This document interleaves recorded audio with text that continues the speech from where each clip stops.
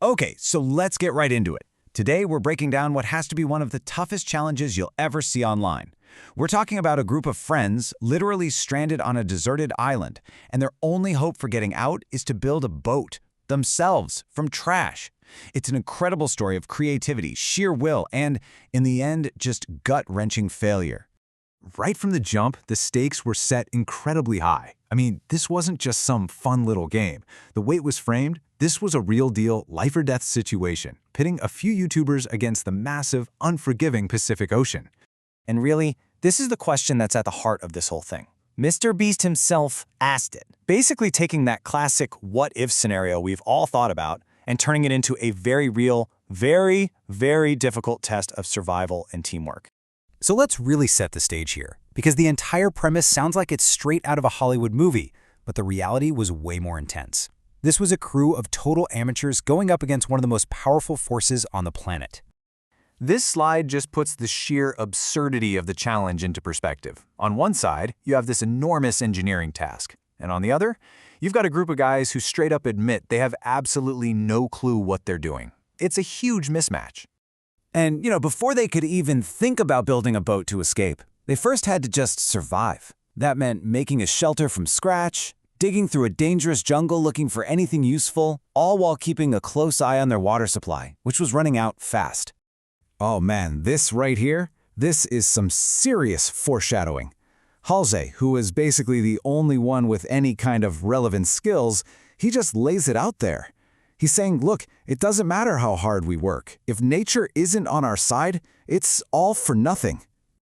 But even with those odds, they got to work. And this is where things get really wild, because they literally start trying to build their way to freedom using nothing but garbage and bamboo. You might think they'd just wing it, but their process was surprisingly methodical. First, they spent days scavenging. Then, they built a tiny model to see if their idea even worked.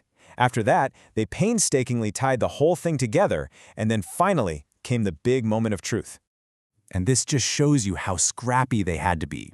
I mean, their boat was pieced together from society's leftovers. Think about that.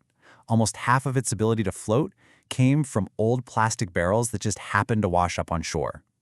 But all that scavenging came at a huge cost. The heat was just brutal, the work was backbreaking, and you could see guys were on the verge of collapsing from heat stroke. They were pushing their bodies to the absolute edge. And then, you get this moment. After all that brutal work, all the doubt, they push their creation into the water, and it actually works. It floats. You can just feel the energy shift. For the very first time, this crazy dream suddenly felt real. But here's the thing. Building the boat was only half the battle. Now came the true test, a 12-hour slog across the open ocean, a marathon of just pure, painful, physical endurance. Man, the journey was a complete roller coaster. They struggled just to get away from the beach. Then their paddles started breaking, guys were getting super seasick, they were just getting wrecked.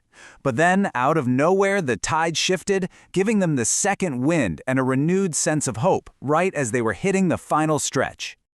So this was the starting line.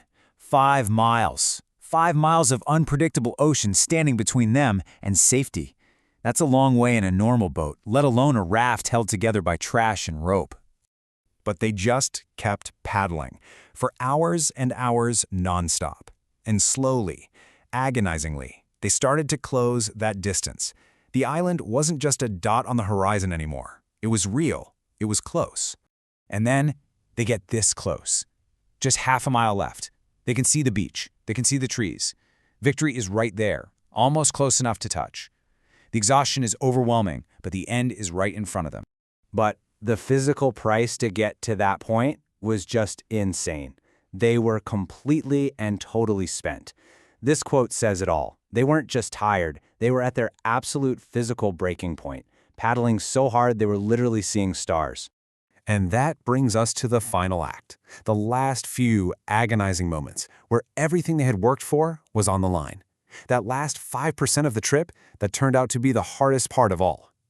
And this is the exact moment it all went wrong.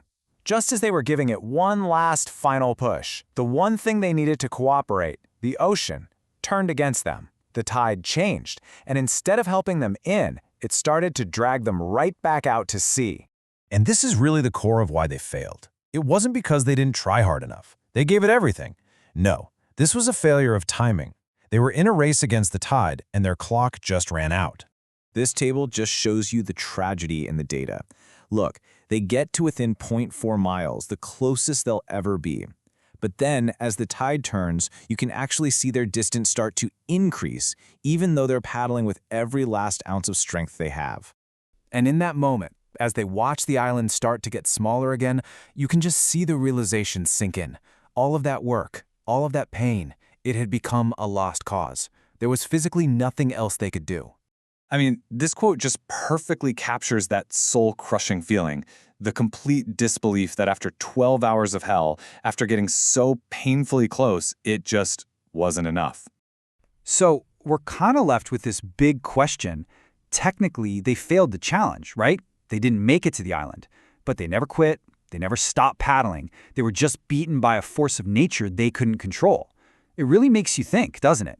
What's it truly mean to fail when you've given absolutely everything you have?